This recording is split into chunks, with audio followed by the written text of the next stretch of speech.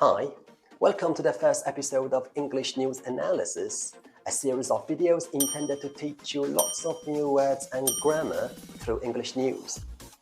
Now, the news report we are going to analyze today refers to Typhoon Hagibis, which hit Japan in 2019 and caused lots of damage. As you watch the news report, see if you can hear what floods did with people and places. Huge swathes of land in several prefectures remain underwater after record rainfall caused rivers to break their banks. More than 30 people have died, many others are missing. The news anchor said that huge swathes of land were underwater. A swathe is a longer strip of land, especially one on which plants and crops have been cut. He also said that different prefectures were affected. A prefecture is an area of local government in some countries, which means that different areas of Japan were affected by this disaster. We also had record rainfall, which means that rainfall in Japan had set a new record. In other words, it was the largest amount of rain that Japan had got by then. The news anchor also said that this phenomenon caused rivers to break their banks. The bank of a river is its side, so when a river breaks its bank, the water in it begins to overflow. In other words, water gets so high that it begins to pour out and cover the area around it. We also heard that many people were missing, which means that nobody knew where those people were. Let's watch this part again. Huge swathes of land in several prefectures remain underwater after record rainfall caused rivers to break their banks. More than 30 people have died, many others are missing. Now, after a disaster affects an area, human care workers set out to save people from danger. As you continue to watch, listen out for how the news anchor describes this process. Our correspondent Rupert Wingfield-Hayes travelled north of Tokyo, where rescue efforts are still underway. He said rescue efforts are still underway. Rescue is another word for save, and an effort is when you try hard to do something. And if something is underway, it is in progress. It is being done. So the overall meaning is that they were trying hard to save people from danger. Let's watch this part again.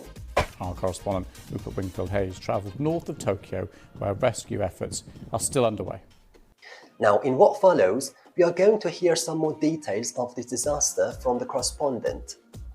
See if you can hear the word he uses to mean to surround, and the word which means a low wall built at the side of a river to prevent it from flooding.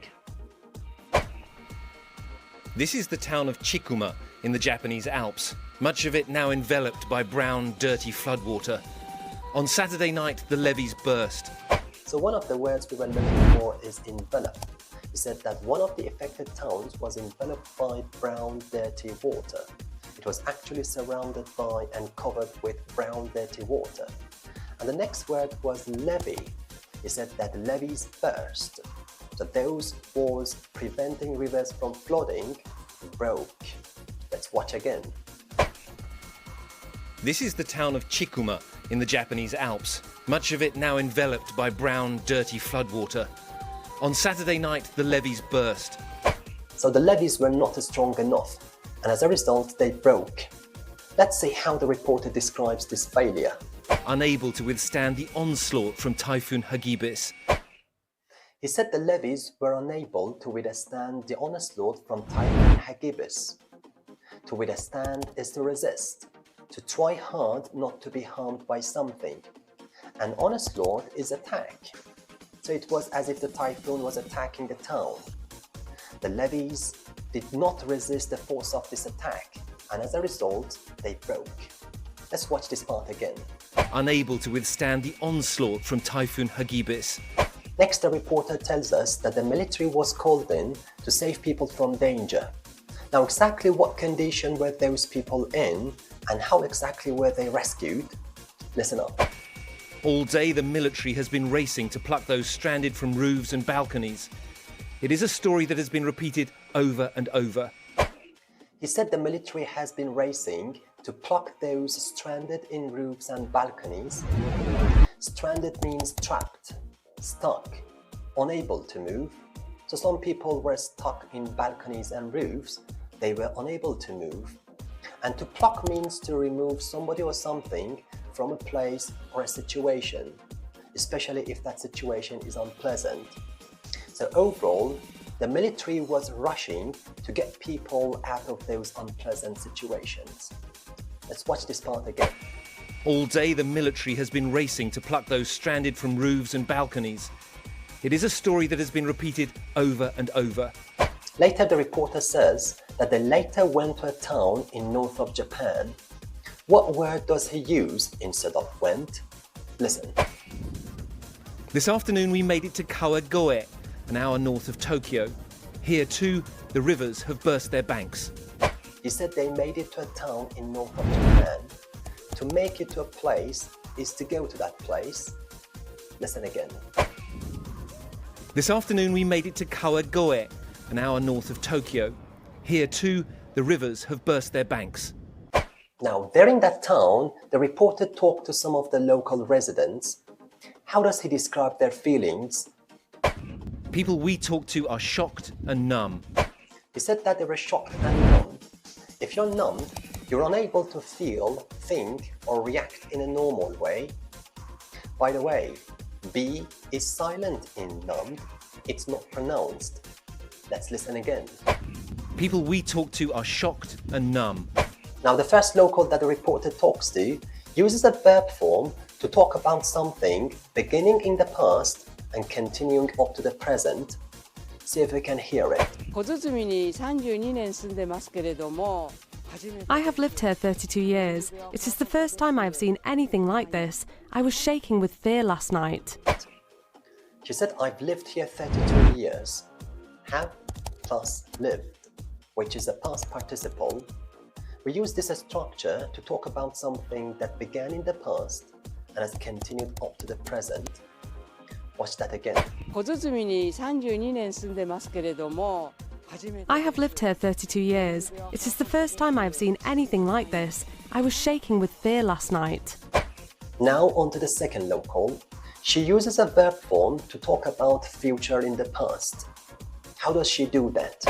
I watched the live camera of the river and I could see it coming up and up, getting closer and closer to the top. I never thought something like this would happen in my neighborhood. I was so surprised. She said, I never thought something like this would happen in my neighborhood. So here are two verbs, thinking and happening, both of which are in the past. And to show that happening was later than thinking, she used would before happen. This is called future in the past. Let's watch again. I watched the live camera of the river and I could see it coming up and up, getting closer and closer to the top. I never thought something like this would happen in my neighborhood. I was so surprised. And to end this video, let's learn yet another very beautiful word. As you probably know, Japan is famous for having very speedy trains. See if we can hear what exactly they are called. Japan is just starting to count the economic cost of this single storm. Outside Nagano City, a line of shiny bullet trains swamped by the floodwaters. Each one of these trains costs $29 million. Yes, they are bullet trains. Let's hear that again. Japan is just starting to count the economic cost of this single storm. Outside Nagano City, a line of shiny bullet trains swamped by the floodwaters.